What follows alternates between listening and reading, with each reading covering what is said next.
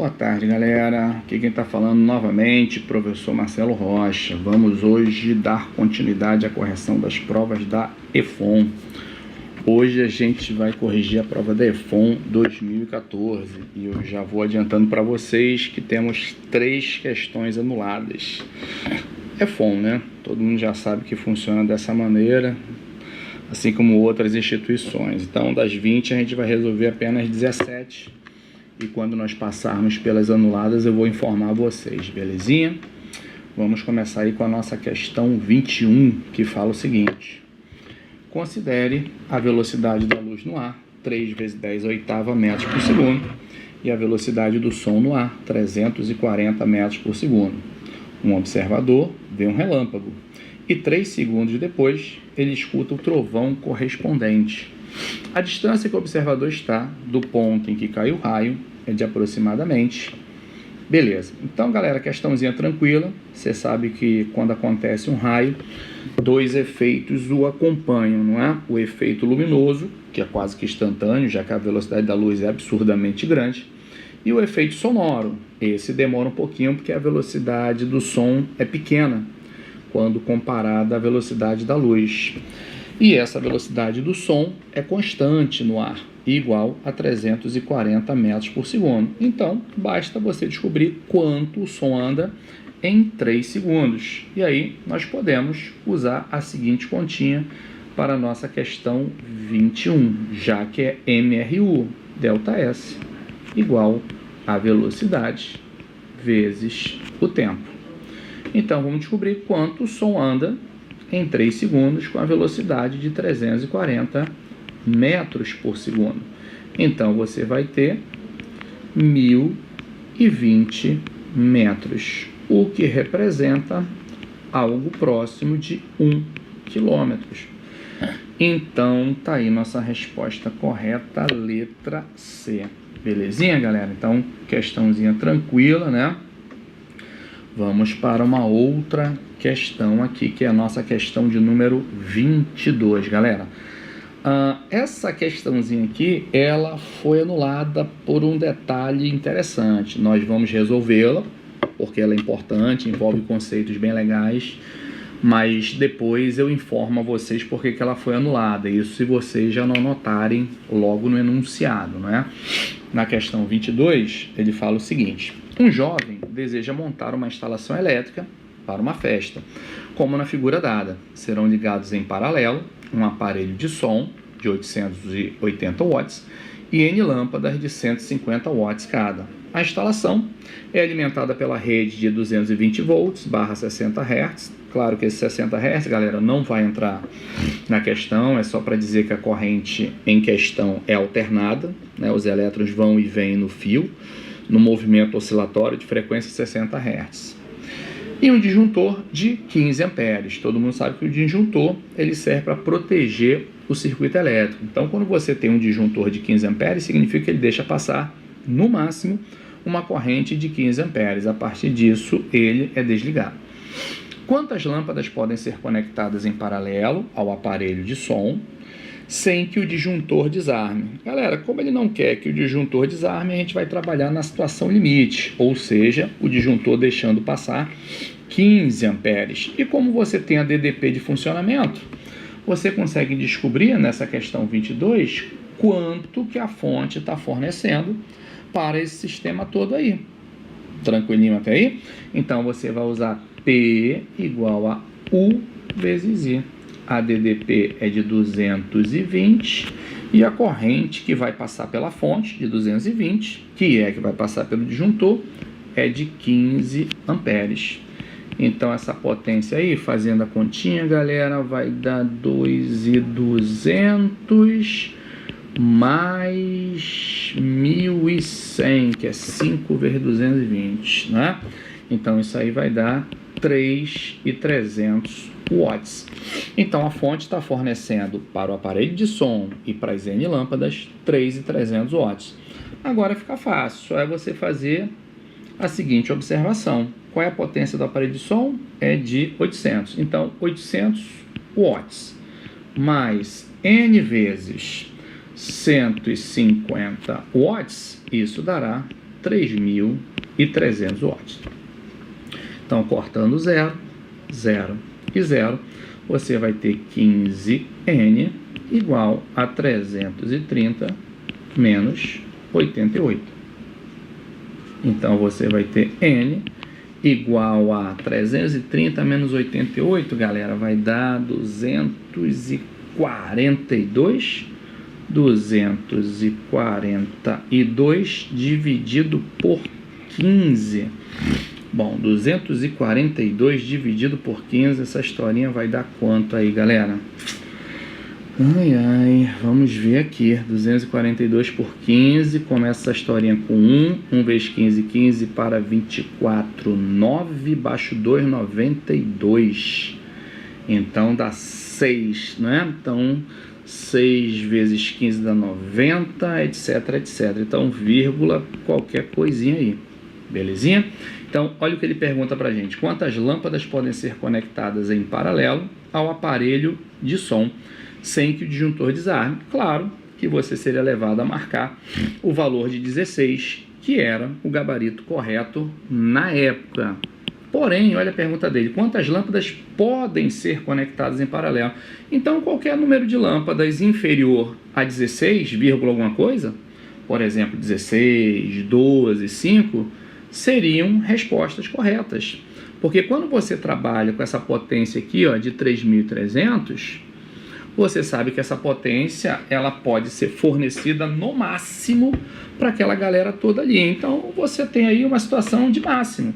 Então, o certo seria perguntar quantas lâmpadas no máximo podem ser conectadas em paralelo. Aí a resposta seria 16. Como a fonte é capaz de fornecer até uma potência de 3.300, você teria infinitas possibilidades aí, né? Não só 16, como a 12 e a 5. Mas fica aí a observação e você aprendeu a calcular essa brincadeirinha aí, belezinha? Vamos lá para a nossa questão de número 23, que fala o seguinte: um gás ideal realiza o ciclo mostrado na figura. O sistema é levado do estado inicial I para o estado final F ao longo da trajetória indicada. Considere I igual a 5 cal e que para o percurso IAF, então para o percurso IAF, Q igual a 13 e W igual a 3. Galera, então para o percurso IAF, como ele deu Q e como deu trabalho, já dá para a gente usar a nossa primeira lei da termodinâmica, não é? Deixa guardadinha essa informação. Sabendo que no percurso de F até I, o trabalho realizado é igual a 7, cal, o calor transferido para essa trajetória é igual a... Então vamos lá, galera. Trata-se simplesmente da aplicação da primeira lei da termodinâmica duas vezes. Qual é a primeira lei da termodinâmica? Delta U igual a Q menos trabalho. Belezinha? Então, para o percurso IAF, vamos calcular o percurso. Delta U é igual a qual calor? 13. Qual o trabalho realizado pelo gás? 3. Então, essa historinha aqui vai dar 10 calorias. Então, nós descobrimos que a variação de energia interna, o ΔU, entre I e F, vale 10 calorias. Mas, nós comentamos em sala, e você deve ter aprendido isso também, que a variação de energia interna só depende dos estados inicial e final. Não depende dos estados intermediários. Então, não importa como o gás foi de I para F. Se ele foi através de uma transformação, 2, 3, 10, 1000 transformações. Como o estado inicial e final serão os mesmos, o ΔU será o mesmo. Então, isso nos permite concluir que o ΔU de F para I vai ser de menos 10 calorias. Por que eu estou falando isso? Porque agora a gente vai analisar o segundo trecho, que é quando o gás vai de F para I. E ele fala na questão, ó, sabendo que no percurso de F até I o trabalho realizado é igual a 7, então vamos aplicar de novo, né, novamente, a primeira lei da termodinâmica, só que agora para o percurso de F até I. Não é isso? Então vai ficar ΔU é igual a Q menos o trabalho. Só que você nota que de F para I é uma compressão, ou seja, o volume do gás está diminuindo. Então esse trabalho aí não é 7, na realidade ele é menos 7, é um trabalho realizado sobre o gás e não pelo gás. Então, você terá menos 10 igual a Q mais 7. Então, o nosso Q será de menos 17 calorias, indicando que o calor foi cedido pelo gás. Então, resposta correta, letra D de dado. Beleza, galera? Vamos lá para a nossa questão de número 24, que é uma questão clássica, né? Todo mundo já conhece, já sabe até o procedimento. Ela fala o seguinte: um aparelho de ar-condicionado possui uma potência de 2.200 watts. O aparelho é ligado todas as noites por 8 horas. O custo de 1 kWh é de 50 centavos. Qual é o valor aproximado do consumo de energia desse aparelho em 30 dias? Primeiro, nós vamos calcular quanto de energia elétrica esse aparelho consome em 30 dias. Para isso, nós pegamos a potência do aparelho e multiplicamos pelo tempo de funcionamento. Só que essa potência tem que ser em quilowatts e esse tempo, né, para nós fazermos aí a sintonia entre as dimensões, tem que ser em horas. Então, a potência do aparelho em quilowatts é 2,2 e o tempo, 8 horas por noite durante 30 noites. Então, a energia elétrica consumida vai ser de 30 vezes 2,2 dá 66 vezes 8. 8 vezes 6, 48 vão 4. 8 vezes 6, 48 e 4, 52. Então, 528 kWh de energia. Beleza? Agora, a regrinha de 3. 1 kWh custa 50 centavos. 528 kWh custam X. Fazendo essa continha, você conclui que X vale a metade de 528, que dá R$264. Resposta correta, letra E. Vamos lá para a nossa questão 25, galera. Também extremamente fácil, pura aplicação de fórmula, tá? Bom, 25 fala o seguinte: dois espelhos planos formam um ângulo de 36 graus, como na figura. Um objeto pontual está na bissetriz formada entre os espelhos. Quantas imagens são formadas? Galera, associação de espelhos planos. Esse ângulo aqui vale 36 graus, ângulo alfa. O número de imagens formada por uma associação de espelhos formando um ângulo alfa é 360 graus sobre alfa graus menos 1.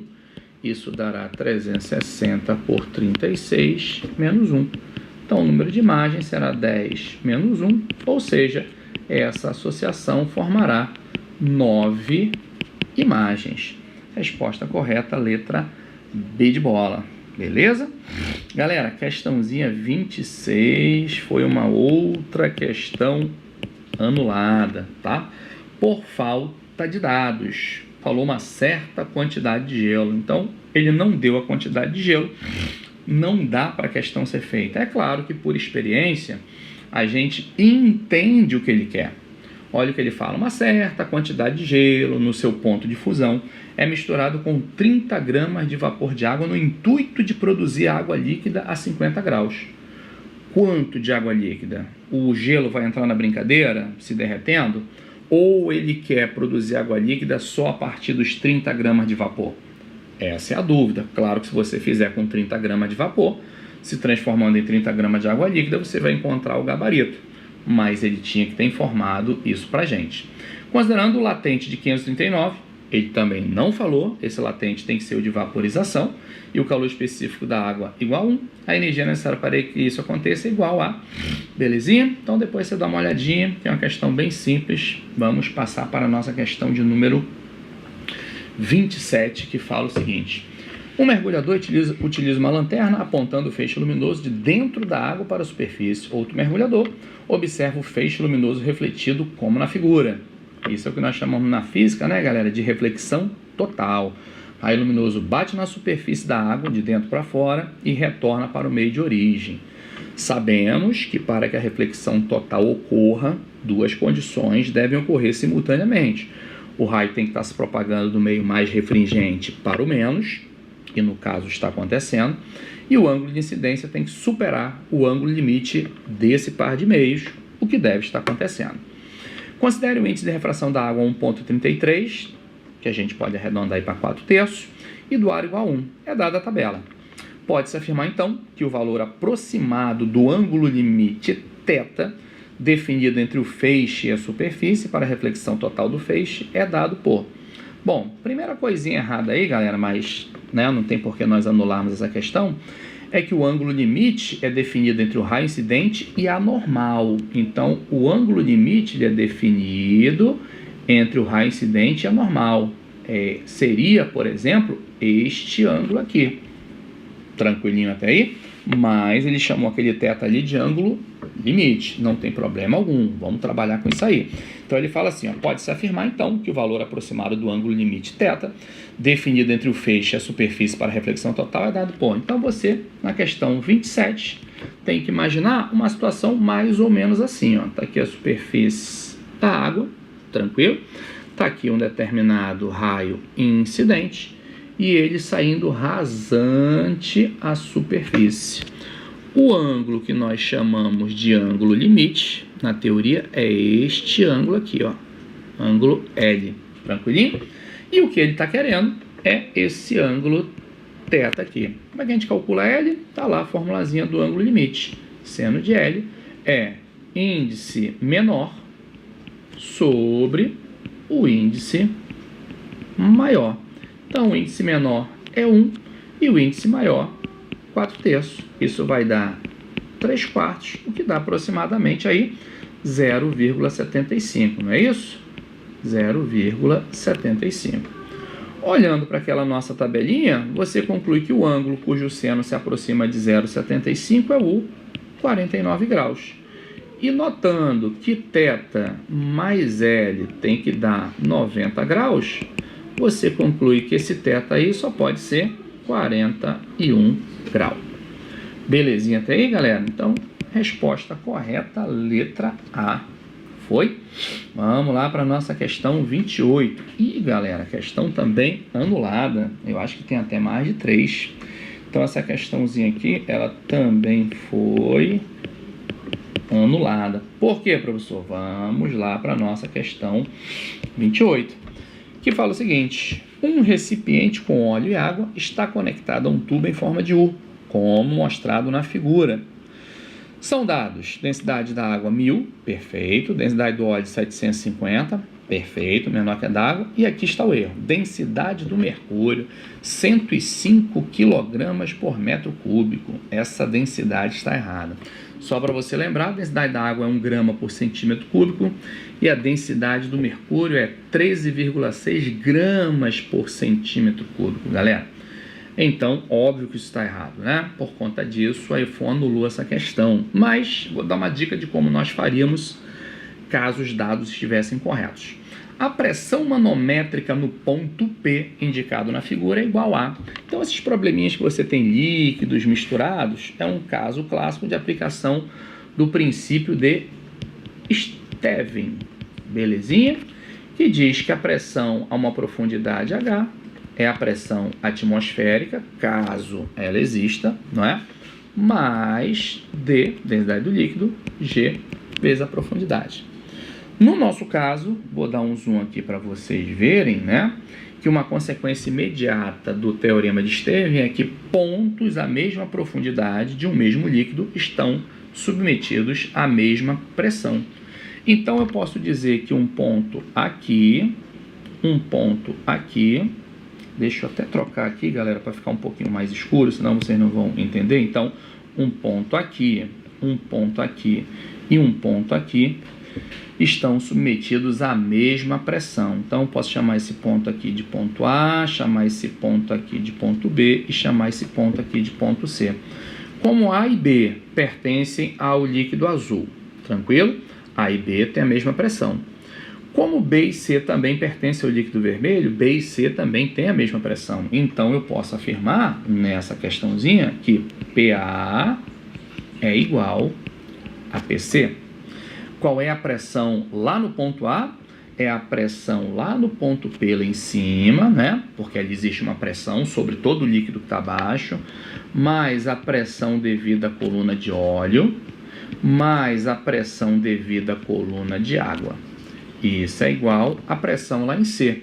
Lá em C é só a pressão atmosférica mais a pressão devida à coluna de mercúrio. Tranquilinho? E cada uma dessas pressões aqui você iria abrir em DGH. Essa aqui DGH e essa aqui você também abriria em DGH. Tranquilinho até aí, galera? E como ele pede a pressão, a pressão manométrica, quando aparecer esse termozinho aqui na prova, ele quer que você desconsidere a ação da atmosfera. Então, nesse exercício aqui, você poderia retirar do problema essa pressãozinha aqui, ó, só porque ele pede a manométrica. Quando ele pede a manométrica, é sem o efeito da pressão atmosférica. Então, você usaria para a pressão do óleo, DGH, mais essa densidade é a densidade do óleo, e H é a altura da coluna de óleo. Para a água, DGH, essa densidade seria a densidade da água, e esse H, a altura da coluna de água, que na realidade seria aí de 3 metros, não é? E a pressão do mercúrio, você usaria também DGH, onde D é a densidade do mercúrio, e a profundidade seria essa daqui, de 0,3 metros. Fazendo essa continha, você acharia aquele P que ele está pedindo ali. Belezinha, galera? Show! Então, vamos continuar aí com a nossa questão de número 29. Questão de número 29 fala o seguinte. Uma torneira pinga gotas na superfície de um lago de forma periódica, uma gota a cada 2 segundos. Galera, ele quer dizer então que uma crista de onda se forma a cada 2 segundos. Em outras palavras, está te dando o período da onda. Cada gota forma uma perturbação na superfície que demora 4 segundos para percorrer 12 metros. Galera, com isso você também já consegue descobrir a velocidade da onda, fazendo ΔS sobre ΔT. Qual é a distância entre duas cristas de perturbações consecutivas? Em outras palavras, ele quer saber o lambda dessa onda. Então a gente usa V igual a lambda vezes F. E aí você pode também usar ΔS sobre ΔT igual a lambda vezes a frequência, mas frequência é o inverso do período. Então você vai ter 12 dividido por 4, né? ΔS sobre ΔT, lambda sobre o período que é 2. Cortamos aqui, aqui vai dar 2. Então, nosso lambda será metade de 12, que vale 6 metros. Resposta correta, letra D de dado. Belezinha até aí, galera? Vamos lá para a nossa questão de número 30. Ele fala o seguinte. Na figura dada, a polia e o fio são ideais e a aceleração da gravidade vale 10 metros por segundo ao quadrado. O bloco B possui massa de 20 kg e o coeficiente de atrito estático, o estático, hein, galera? Entre o bloco A e a superfície de apoio é de 0,4. Considerando que o sistema é abandonado em repouso, qual é o menor valor da massa do bloco A que consegue equilibrar o bloco B? Galera, então o que está acontecendo aí, em outras palavras, né, na questão de número 30, é um cabo de guerra. Você tem para cá, puxando o peso de B, que vale massa vezes gravidade, 200 newton. E em A, atuando aqui, ó, no sentido contrário, tentando manter o sistema em equilíbrio, né, uma força entre A e o piso, que é a nossa força de atrito. Belezinha? Como ele está querendo saber o menor valor da massa de A que consegue equilibrar o bloco B, equilibrar significa repouso. Então, para que haja repouso, essa força de atrito tem que ser maior ou igual que o peso de B. Belezinha? Então, se essa força de atrito aí, que atua em A, superar o peso de B, ou no mínimo sendo igual a ela, aquele sistema permanecerá em equilíbrio. Então, FAT é μ vezes A normal sobre o corpo A. Tem que ser maior ou igual que o peso de B. Só que a normal no bloco A, que é esta forcinha aqui, ó, você já sabe que é igual ao peso de A. Então, peso de A tem que ser maior ou igual que o peso de B. Então, 0,4 vezes massa de A vezes gravidade, maior ou igual que massa de B vezes gravidade. Cortamos a gravidade. Você vai ter que 0,4 massa de A tem que ser maior ou igual que 20. Então, a massa de A tem que ser maior ou igual que 20 por 0,4 a massa de ar deve ser maior ou igual que 50 kg. Como ele quer o menor valor da massa, você já conclui que o menor valor vale 50 kg. Belezinha até aí, galera? Foi? Então, resposta correta, letra C. Tudo tranquilinho? Então, vamos prosseguir aí nessa historinha. Vamos lá. Vamos para a nossa questão de número 31, galera.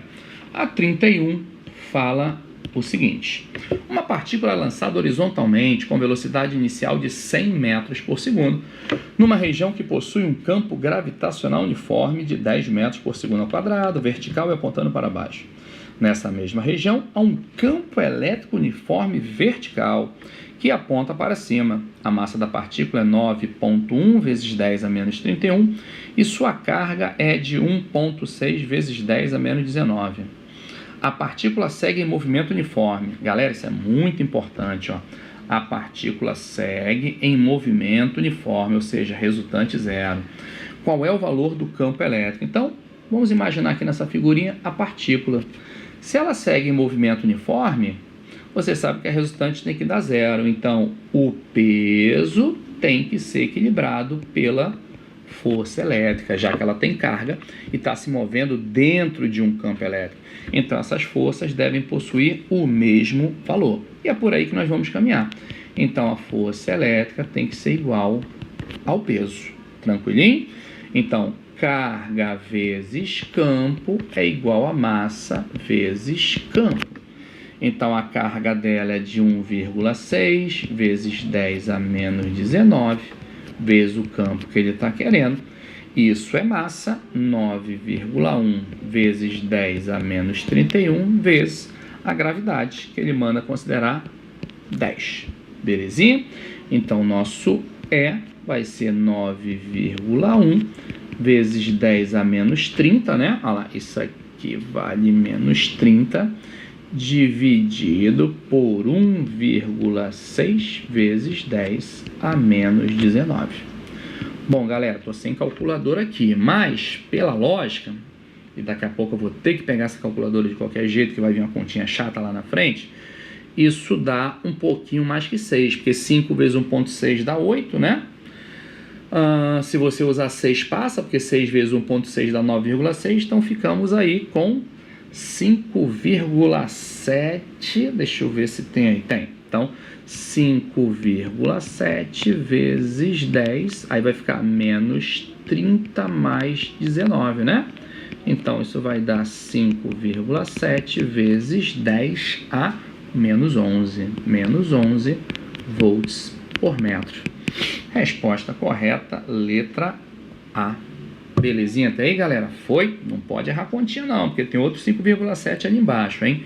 Potência de 10 aí, tem que ficar atento. Beleza, galera. Vamos lá para a nossa questão de número 32. Na 32, ele fala o seguinte: um sistema massa-mola com constante elástica igual a 40 newtons por metro realiza um movimento harmônico simples. Galera, então deixa eu só desenhar aqui um sisteminha realizando o MHS. Não vou desenhar a mola não, tá? Posição extrema esquerda, posição central e posição direita. Aqui x igual a 0, aqui x igual a menos a e aqui x igual a mais a. Então vamos imaginar um corpo oscilando para lá e para cá em torno de uma posição de equilíbrio x igual a 0. Tranquilo? Tanto aqui quanto aqui, nós temos as posições em que a aceleração do corpo é máxima. É onde, por exemplo, uma mola está sendo solicitada ao extremo, né? É onde a força elástica é a maior possível. Então, F igual a ma. Se a força é máxima, a aceleração vai ser máxima. Tanto ali na direita, quanto aqui na esquerda. E nessa posição central aqui, é onde a velocidade é máxima, já que nos extremos a velocidade é zero. O corpo tem que parar para retornar. Nesse ponto central, onde o movimento passa de acelerado para retardado, aí sim a nossa aceleração vale zero. Tranquilinho? Tá aí uma das características básicas da cinemática do nosso MHS. E aí ele fala o seguinte: a energia cinética no ponto médio entre... Então, peraí, galera, deixa eu só trocar essa corzinha aqui que vai ficar melhor, tá? Pra gente resolver. Então, a energia cinética no ponto médio entre a posição de aceleração máxima e velocidade máxima. Então, o ponto médio entre essas duas posições é mais ou menos aqui, galera, ó, nesse ponto aqui, ó. Então, ele está te dizendo o seguinte, nesse pontinho aqui, ó, nesse pontinho, a energia cinética vale 0,1 Joule. Ou seja, no ponto de abscissa, x igual a A sobre 2. Claro que poderia ser do lado de lá também, tá? Estou pegando do lado de cá para facilitar a resolução, mas por simetria poderia ser do lado de lá também. Então, a energia cinética no ponto médio entre a posição de aceleração máxima e velocidade máxima é igual a 0,1 joules. Belezinha. Sabendo que a velocidade máxima é igual a 2 metros por segundo, opa, já deu lá na posição central, velocidade máxima, 2 metros por segundo. A aceleração máxima é igual a... Então, vamos lá, galera, vamos trabalhar. Primeiro, você sabe que em qualquer ponto dessa trajetória, a energia mecânica é dada, né, pela cinética mais potencial. No nosso caso, como é mola, potencial elástica, belezinha? Sabemos também do MHS que a energia mecânica, ou seja, a energia total do sistema que está realizando a MHS é K ao quadrado sobre 2. Tem que saber, galera. Tranquilo? Isso é igual a energia cinética, vamos pegar, por exemplo, 0,1, mais a potencial elástica que existe em x igual a A sobre 2, que vai ser K x2 sobre 2. Belezinha até aí? Então, vamos lá, galera. Então, o K lhe deu, vai ficar 40 vezes A ao quadrado sobre 2, isso é 0,1, mais 40 sobre 2 vezes quem é o x. No caso, como a gente está pegando aquele ponto médio ali, a abscissa vai ser A barra 2, isso ao quadrado. Então, você vai ter 20 ao quadrado igual a 0,1 mais, vamos lá, 40 por 2 dá 20, 20 por 4 dá 5, então 5 ao quadrado. Então, você vai ter 15 ao quadrado igual a 0,1. Belezinha até aí, galera? Então, o nosso A será a raiz de 0,1 dividido por 15. Deixa guardar essa informação aí. Vamos ver o que a gente pode fazer aí. Vamos lá. Galerinha, ele também informa que a velocidade máxima vale 2 metros por segundo. E lá do MHS, você sabe que a velocidade máxima é ômega vezes A. Tranquilinho? Tem que saber. Fazendo uma associação com MCU, V igual a ômega R. E no caso, o raio aí, claro, vai ser a amplitude dessa oscilação. Então, V igual a ômega A. Tranquilinho até aí? Então, você vai ter que 2 é igual a ômega vezes A. E o A é aquele troço ali. Então, daqui você tira que ômega é 2 sobre A. Deixa guardar essa informação. E o que ele pede para a gente? A aceleração máxima. Fazendo uma associação de novo com o MCU, a única aceleração que tem no MCU é centrípeta, ômega ao quadrado R. Então, aqui será ômega ao quadrado A. Olha que beleza. Então, você vai ter 2 sobre A ao quadrado vezes A. Então, você vai ter, nessa historinha aqui, 4 sobre A ao quadrado vezes A. Então, nossa aceleração máxima será de 4 sobre A, né? Cortando. Então, isso aqui vai ser 4 raiz de 15 por 0,1. Belezinha, galera? Dividir a mesma coisa que multiplicar pelo inverso. Então, você vai ter nessa historinha aí temos que ver, isso aqui vai ser 4 raiz de 150, galera. Como que a gente vai fazer essa história aqui? Raiz de 150, ele deu raiz de 6, que é 5 sobre 2. O que dá pra gente fazer aqui, galera? 150, 10 vezes 15. Dentro do 10 tem um 5, então vamos botar aqui 4 vezes raiz de 5 ao quadrado, que é 25, vezes 6. Belezinha até aí? Então, a aceleração máxima vai ser o 5 ao quadrado sai, vai ser 20 raiz de 6. E a raiz de 6 ele deu para a gente que é 5 sobre 2, graças a Deus. Então, nossa aceleração máxima será de 20 por 2, 10 vezes 5, 50 metros por segundo ao quadrado. Resposta correta, letra C. Tranquilinho, galera? MHS, tranquilo. Só é você estar ligado nas formulazinhas da cinemática, tá? De energia mecânica, de velocidade máxima e aceleração máxima. Ótimo, galera. Vamos lá para a nossa questão de número 33. Questão de número 33, vou botar aqui, ó, 33, ela fala o seguinte: um bloco de massa igual a 500 kg está em repouso diante de uma mola ideal com constante elástica de 1,1 vezes 10 a quarta Newton por metro e será lançado pela mola para atingir o anteparo C. Então, está aqui o nosso anteparo C, com velocidade de 10 metros por segundo. O percurso, desde a mola até o anteparo C, é quase todo liso, e apenas o trecho de 5 metros, que vai de A até B, possui atrito, com coeficiente igual a 0,8. Galera, então vai ter perda de energia só naquele trecho AB, beleza? E como é que a gente calcula quanto foi perdido de energia no trecho AB, quanto foi produzido de calor? Calcula o trabalho da FAT, né? Que vai ser negativo, indicando justamente isso, que a energia sai do sistema. Então, a compressão da mola deverá ser... Então é fácil, galera. Você vai fazer o seguinte, ó.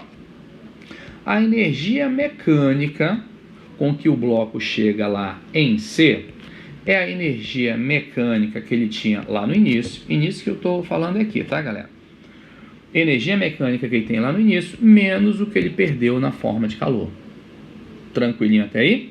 Organizando isso aí, energia mecânica inicial é a energia mecânica que ele tem lá em C, mais o que ele perdeu na forma de calor, ou seja, o trabalho da FAT. Então, se você descobre a energia que ele tem em C, se você descobre o quanto ele perdeu no meio do caminho, se você somar isso, é o que ele tinha lá no início, antes de perder alguma coisa. Tranquilinho? Então, você vai fazer lá no início só potencial elástica, já que a mola estava comprimida. Lá em C, ele vai ter cinética, porque chega lá com alguma velocidade, e também tem potencial gravitacional, porque está a uma altura do solo. Belezinha? E aí, tirando o módulo, já só trabalhando com valores positivos, o trabalho da FAT é FAT-D. Então, trabalho de força é força vezes deslocamento. No nosso caso, somente o trecho AB onde ela atua. Foi, galera? Então, você vai ter o K, ele está falando que é 1,1 vezes 10 a quarta, vezes x ao quadrado dividido por 2. Isso vai ser massa, temos que passar para aquilo, é meio vezes v ao quadrado sobre 2, mais m vezes g vezes h, mais FAT vezes AB. E o tamanho de AB, 5 metros. Tranquilinho, galera? Vamos melhorar isso aqui. Vou afastar um pouquinho para cá, tá? Então vai ficar... vamos botar aqui, emprestar um 10 desse 10 a quarta, 11 por 2 dá 5,5. Então, 5,5 vezes 10 ao cubo, x ao quadrado. Isso vai ser metade de 50, que é 25, mais metade de 20, que é 10. Fórmula da FAT é μ vezes a normal. Então, vai ser μ vezes a normal vezes 5. Então, 5,5 vezes 10 ao cubo x ao quadrado vai ser 35 mais o μ, que é 0,8. E a normal é igual ao peso, galera. Peso é massa vezes gravidade. Então, 5,5 vezes 10 ao cubo x ao quadrado será 35 mais... Então, vamos lá. Metade de 50 é 25. 25... Aqui, galera, ó. Metade de 50, 25. 25 vezes 0,8 dá 20. Então, o nosso x ao quadrado será 55 dividido por 55 vezes 10 ao quadrado. Isso aqui vai ser 10 a menos 2. O x vai ser raiz de 10 a menos 2, que é 10 a menos 1 metros. Mas como ele quer a resposta em centímetro, x igual a 10 a menos 1 vezes 10 ao quadrado centímetros, o que dará 10 centímetros. Belezinha, galera? Resposta correta, D de dado. Vamos lá para a nossa questão de número 34, galera. Então, vou botar aqui, ó, 34. Foi?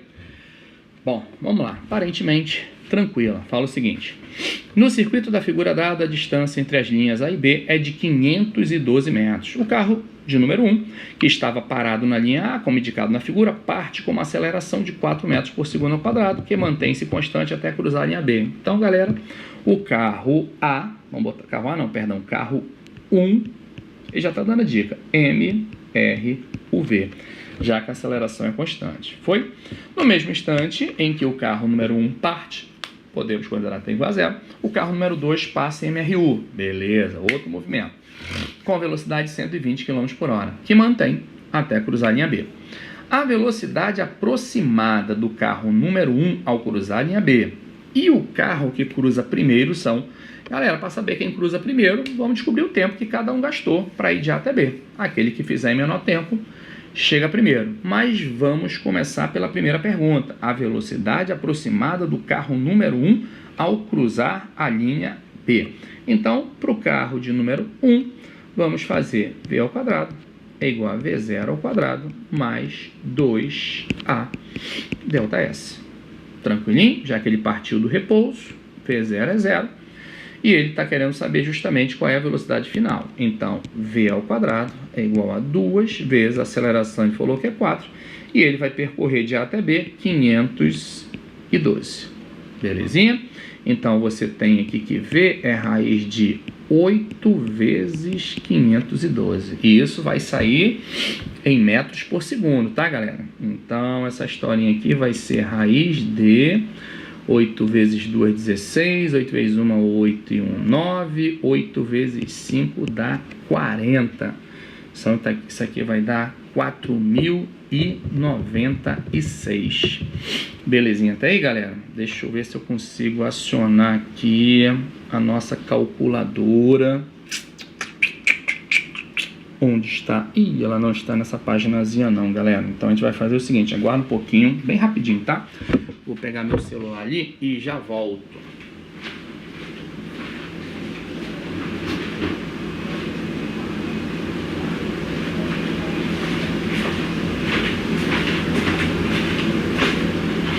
Beleza, galera, já cheguei aqui, tá? Então deixa eu pegar aqui raiz de 4.096, tá? Para não dar probleminha. Então vamos lá, deixa eu acionar a calculadora aqui. Então 4.096 raiz quadrada. Onde está a raiz quadrada nessa história? Tá aqui. Então vai dar 64 metros por segundo. Mas como ele está querendo aí em quilômetros por hora, basta nós multiplicarmos isso daí por 3,6. Então, quando a gente multiplicar por 3,6, 64 vezes 3,6 dará aproximadamente 230 km por hora. Belezinha? Isso aí é a velocidade do carro de número 1. Se é 230, a gente fica com A ou B. Bom, já que eu já estou falando aqui do carro 1, vamos calcular quanto tempo ele demora para chegar lá. Então deixa eu mudar aqui para ficar bonitinho. Então, para a gente saber quanto tempo ele gasta para chegar lá, a gente pode fazer V igual a V0 mais AT. Então 64 é igual a 0 mais 4T1, galera. Então T1 vai ser 64 por 4, que dará 16 segundos. Foi até aí? Belezinha, então vamos passar um tracinho aqui e vamos para o carro 2. O carro 2 é MRU, beleza? E aí nós temos que saber quanto tempo ele gastou. Aí é mole, delta S igual a velocidade vezes tempo. Ele vai andar 512 metros, com que velocidade? 120, dividido por 3,6 vezes T2. Belezinha? Bom, aí o nosso T2 vai dar, eu vou ter que fazer essa continha rapidinho, galera, vai ter que dar 512 vezes 3,6, 1843, divide por 120, isso dará 15,36 segundos. Confere você aí também, tá, galera? 15,36 segundos. Então você já sabe quem chega primeiro, né? O carro 2. Então, resposta correta, nossa letra A. Então, quem chega primeiro é o nosso carrinho 2. Belezinha, galera. Vamos lá para a nossa questão de número 35, que parece ser teórica, né? Ele fala o seguinte, deixa eu aumentar um pouquinho aqui, 35. Um observador X está parado em uma estação quando vê um trem passar em MRU a 20 km por hora, da esquerda para a direita, conforme a figura dada. Nesse momento, o passageiro Y joga uma bola para cima do ponto A ao ponto B, pegando-a de volta. Simultaneamente, um passageiro Z se desloca no trem da esquerda para a direita com velocidade de 5 km por hora. E aí já está um errozinho da questão, né, galera? 5 km por hora em relação a quem? Ele deveria ter falado, mas pela pergunta a gente vai supor em relação a quem ele estava querendo dizer. Então, vamos embora.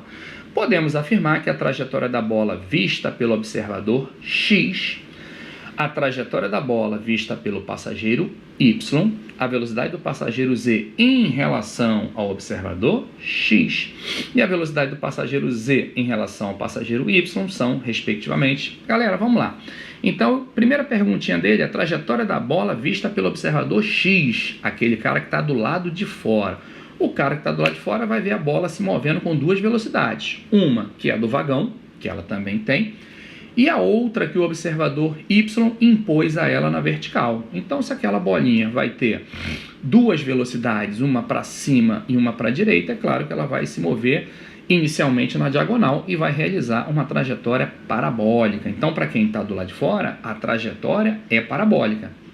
Mas para o observador Y, que está se movendo junto com o vagão, aquela bola só vai ter componente vertical. Então, é uma linha reta vertical, é um movimento de sobe e desce. Então, você já sabe que a resposta só pode ser letra C ou D. Belezinha, tá aí? O que mais que ele pergunta? A velocidade do passageiro Z em relação ao observador X. Bom, supondo que aquela velocidade de 5 km seja em relação ao vagão, para quem está do lado de fora, galera, você vai ver a bolinha se movendo com aquele 5 e mais o 20 do vagão, o que dará, perdão, 25 km por hora. E o passageiro Y, que está se movendo junto, né, com o corredor, juntamente com aquele outro carinha lá que correu, né, do passageiro Z. Então, se ele está se movendo junto, a velocidade será apenas de 5 km por hora. E aí ficamos com a resposta correta, a letra D de dado. Foi, galera? Vamos lá para a nossa questão de número 36. 36, ele fala o seguinte, vamos lá. Dois satélites A e B descrevem uma órbita circular em torno da Terra. As massas e os raios são, respectivamente, MA igual a M, e MB igual a 3M, RA igual a R e RB igual a 3R. Então, galera, a ideia é mais ou menos a seguinte, ó. Vou desenhar mais ou menos aqui para você entender. Então, tá aqui o nosso planetinha, beleza? Centro dele. Tá aqui um dos satélites, né? Vou botar aqui um satélite e aqui um outro satélite. Esse primeiro está uma distância aqui que ele chama de R, e este segundo aqui, na sua órbitazinha também em torno da Terra, está uma distância 3R. Esse realizando essa órbita e este aqui realizando esta órbita. Tranquilinho? Bom, considere as afirmativas seguintes. Primeiro, a velocidade do satélite B, então vamos botar aqui, galera, com outra corzinha para não confundir. Esse primeiro aqui é o satélite A, esse segundo aqui é o satélite B. Tá. A velocidade do satélite B é menor do que a velocidade do satélite A, por possuir maior massa. Bom, vamos lá, galera. Primeiro, dá para ver que o satélite A está a uma altura menor do que o B. Né? Você pode imaginar essa altura tomada em relação à superfície da Terra ou tomada em relação ao centro, tanto faz. Então, nós podemos concluir que a energia potencial de A ela é menor que a energia potencial de B. Claro que eu estou brincando aqui com os módulos, tá, galera? Fica tranquilo que mesmo que você use o sinal e daqui a pouco a gente vai usar o sinal, você vai ver que ela tem uma variação bem parecida, né? Então, quando eu falo que a energia potencial de A é menor que a potencial de B, estou brincando com o módulo dessa energia, já que, vou até botar aqui para a gente antecipar, essa energia potencial é menos G, massa do planeta, massa do satélite, sobre a distância entre eles. Tranquilinho até aí, galera? Foi? Então tá. Então, vamos embora. Então, se a energia potencial de A é menor que a energia potencial de B, é claro que a energia cinética de A será maior que a energia cinética de B. Tudo bem? Já que mecânica é a soma da cinética com a potencial. Tranquilinho, galera? Foi? Deu para você acompanhar? Então, a velocidade do satélite B é menor do que a velocidade do satélite A? É falso. Então, essa daqui é falsa. Ou de outra maneira, se você quiser também brincar, vamos lá para a gente brincar. Você sabe que a velocidade orbital de um satélite em torno de um planeta é raiz de G, M, que é a massa do planeta, D é a distância até o centro do planeta. Então, já dá para você ver aí, ó, como a distância do satélite A é menor que a distância do satélite B até o centro do planeta, você conclui que a velocidade de A é maior que a velocidade de B. Então, realmente, essa opção 1 aqui é falsa. Eu só te dei uma outra opção. Você pode raciocinar pela energia potencial, que é MGH, que você já aprendeu a calcular, né? Então, como a altura de A é menor, é claro que ele vai ter que ter uma cinética um pouco maior. Belezinha até aí? Ótimo. Então, vamos lá. Vamos para a próxima afirmativa. A energia cinética do satélite A é menor que a do satélite B. Claro que eu já provei até o contrário, não é verdade, galera? Se você olhar aqui, ó, como VA é maior que VB, você já poderia concluir isso. Mas se não quiser, vamos lá. Energia cinética, você sabe que é mv ao quadrado sobre 2. Tudo bem até aí?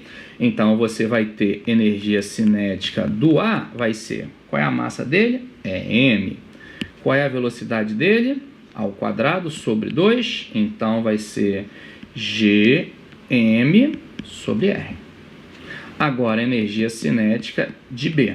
Tudo bem? Vamos lá. Energia cinética de B vai ser massa dele sobre 2, velocidade ao quadrado, gm sobre, qual a distância? 3r. Então, você corta aqui o 3 com o 3 e compara essas duas aí, ó. Você compara essas energias cinéticas. Você vai ver que essas energias cinéticas aí, levando em consideração a massa, energia cinética de A, vai ser igual à energia cinética de B. Aí você falaria, ué, professor, mas você não concluiu que a energia cinética de A é maior que a energia cinética de B? Sim, para uma situação de satélites que tenham a mesma massa. Como ele quer satélite de massas diferentes, aí basta você calcular pela formulazinha. Então, você já concluiu aqui que a energia cinética deles são iguais e não menor. Tranquilinho? Então, essa situação aqui, ó, é só para... Bom que a gente faz uma revisãozinha, né? Massas iguais. Tranquilinho até aí, galera? Foi? Então, tá bom. Então, a 2 também é falsa. 3. Considere a razão T2 sobre R³ onde T é o período e R é o raio de uma órbita qualquer. O resultado da razão para o satélite A será diferente do resultado para o satélite B. Não.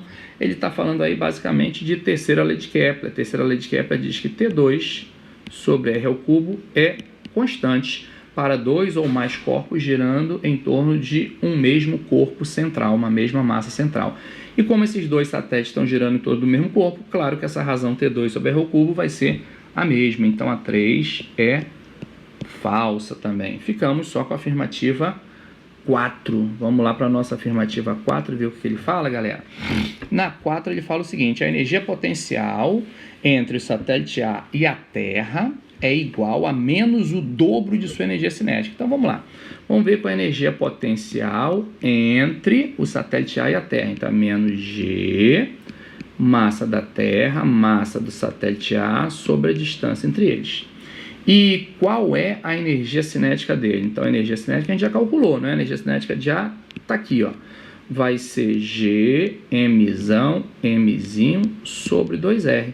Comparando essas duas, dá para você realmente concluir que a energia potencial é menos o dobro da energia cinética.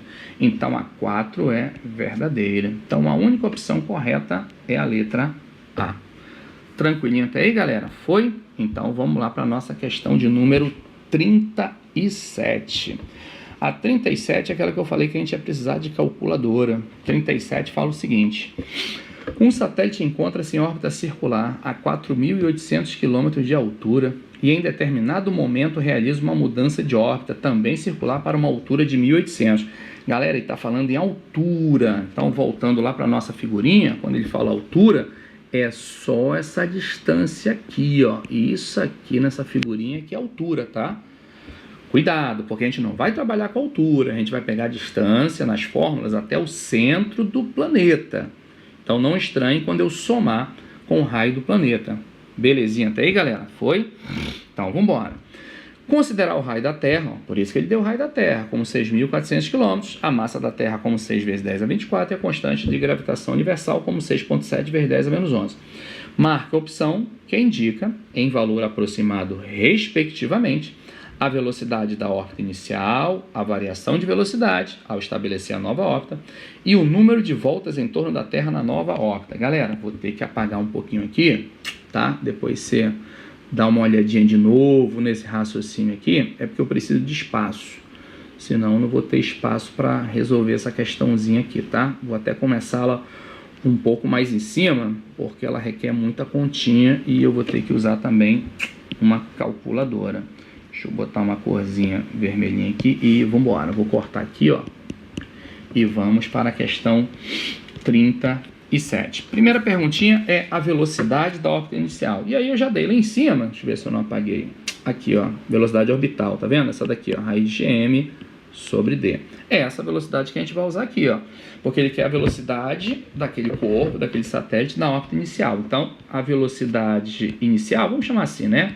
Vai ser raiz de, aí vamos lá, 6,7 vezes 10 a menos 11 vezes a massa do planeta, que no nosso caso, né, é a massa do planeta Terra, 6 vezes 10 a 24, não é a massa do satélite, notem isso, né?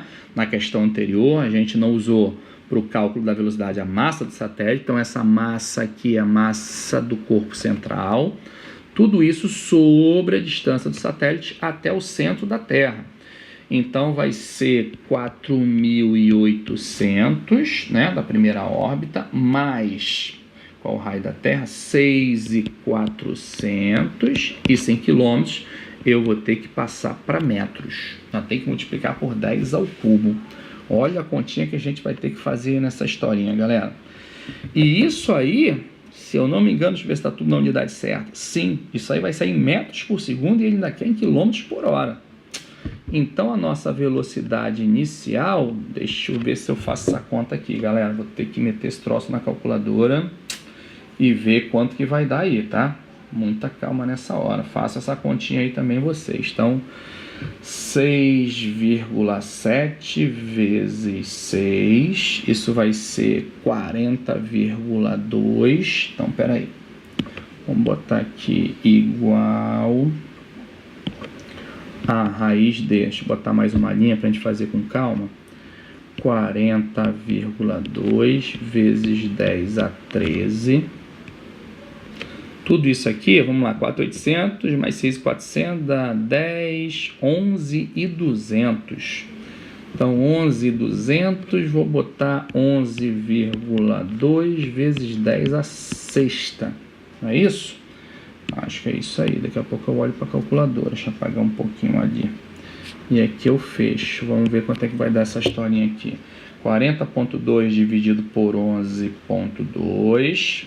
vai dar 3,589, 10 a 13, sobe 10 a 6, dá 10 a 7, vou emprestar um 10 ali, vezes 10, fica 10 a sexta, e vou tirar a raiz disso aqui.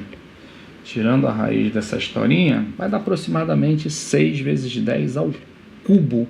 Então isso aqui vai dar aproximadamente 6.000 metros por segundo, galera. Vou ter que multiplicar por 3,6 para encontrar aproximadamente aí 21.600 km por hora. Então vai dar 21.600 km por hora.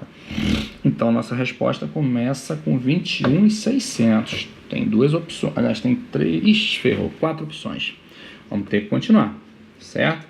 Vamos calcular a velocidade na órbita final. Isso vai ser raiz de 6,7 vezes 10 a menos 11, 6 vezes 10 a 24. Agora, na nova órbita, a altura é de 1.800, não é isso? Isso. Então, vai ser 1.800 mais 6.400 vezes 10 ao cubo. Tranquilinho até aí, galera? Então, isso aqui vai ser raiz de... Então, 6,7 vezes 6 já sabemos, 40,2 vezes 10 a 13. E embaixo você vai ter 7, 8 e 200, 8,2 vezes 10 a sexta. Então, velocidade na órbita final. Agora, vamos lá fazer continha nessa história, galera. 40,2 dividido por 8,2. 4,9. Pego um 10 emprestado ali vezes 10, tiro a raiz, então vamos achar a raiz aqui, isso dá 7.000 aproximadamente, 7.000 metros por segundo, multiplicando por 3,6, é isso? Então essa historinha aqui vezes 3,6, isso dará 25.200 quilômetros por hora.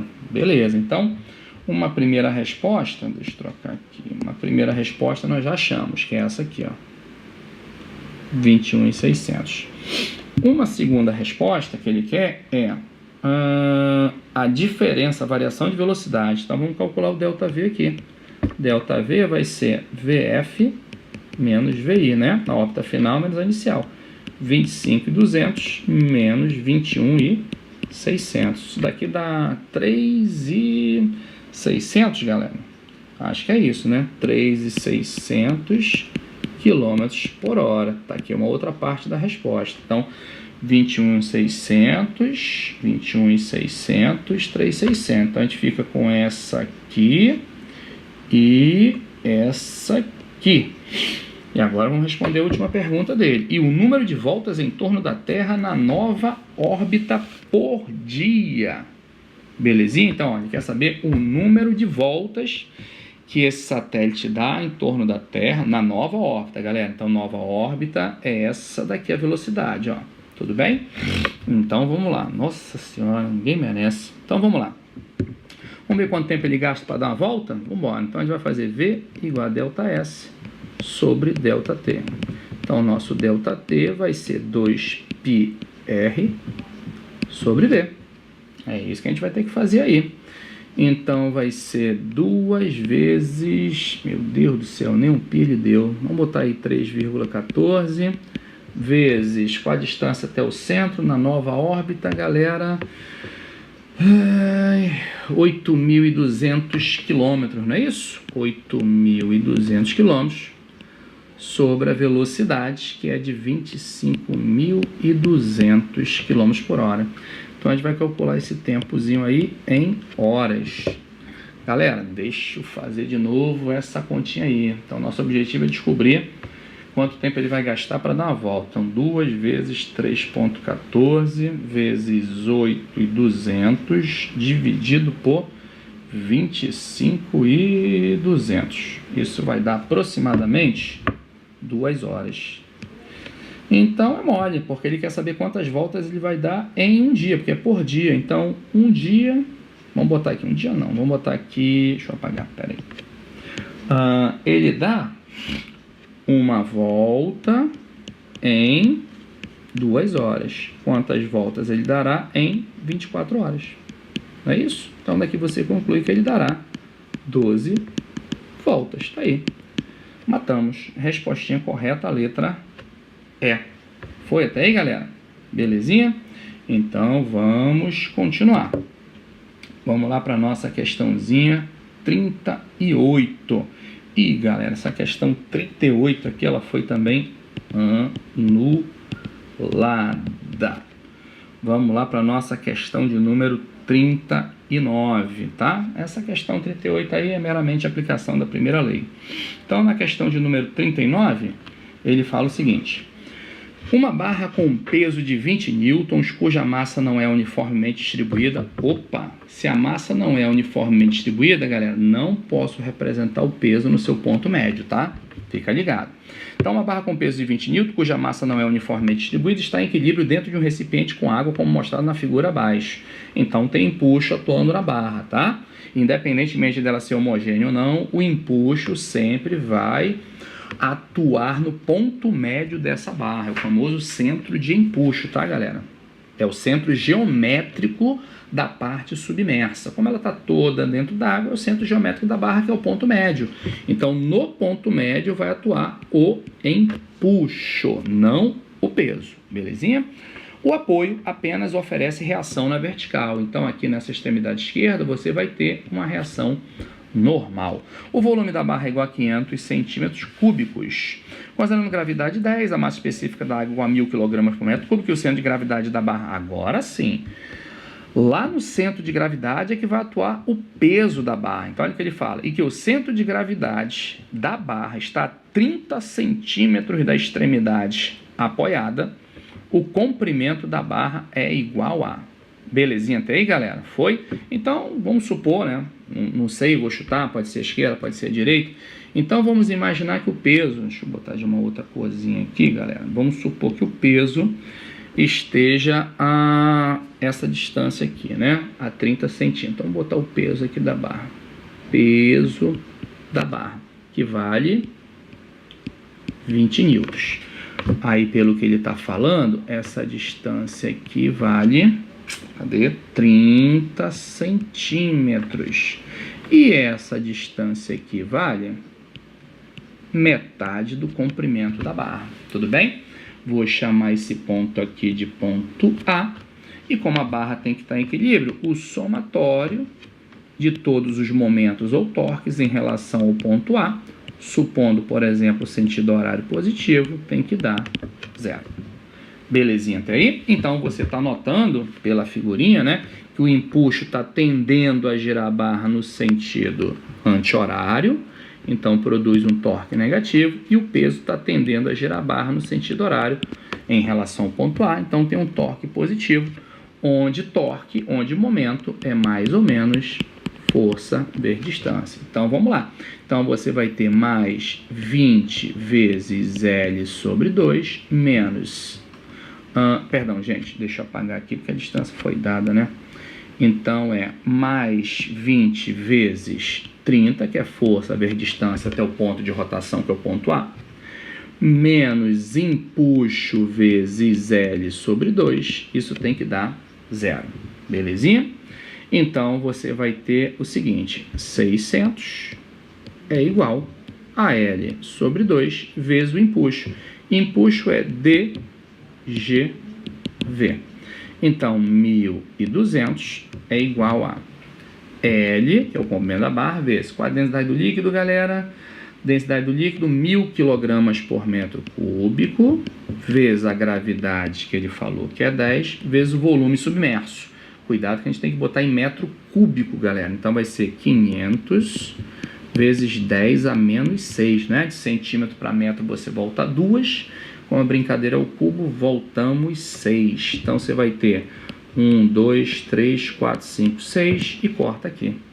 Então, nosso L vai ser igual a... Opa, calma aí que eu acho que eu dei uma olhada nessa historinha aqui. Ah, tá. E aqui, galera, cuidado com esse 1.200, tá? Que ele tá em centímetros, já que eu usei 30 centímetros. Então, vamos lá. Essa historinha vai dar 1.200 dividido por 5, galera. 1.200 dividido por 5 dá 240 centímetros ou 2,40 metros. Então, resposta correta, letra E.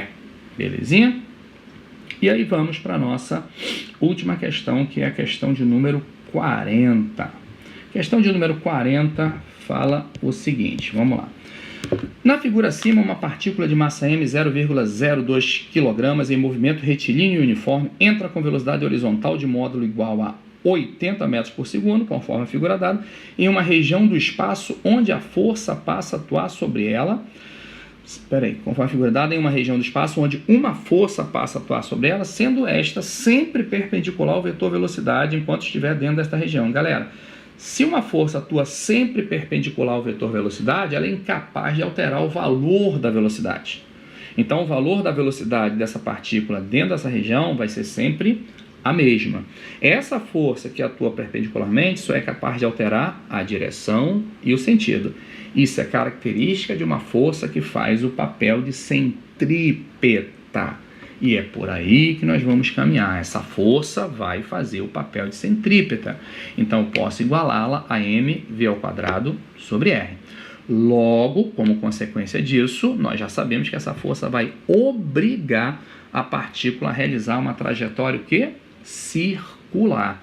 E pela figura ela está apontando para cima. Então, essa partícula vai realizar uma trajetória circular para cima. Como é que seria uma trajetória circular para cima? Seria algo mais ou menos assim, ó, galera, já pegando os finalmente, tá? Então, seria algo mais ou menos aqui assim, ó. Só para você ter uma ideia. Deixa eu só apagar essa pontinha aqui. Então, você sabe que ela vai entrar aqui e vai sair aqui. Essa é a ideia. Tudo bem até aí? Aqui é como se fosse o centro dessa trajetória, não é?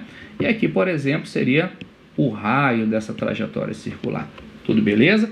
Ela entra com 80 metros por segundo e ela vai sair com 80 metros por segundo.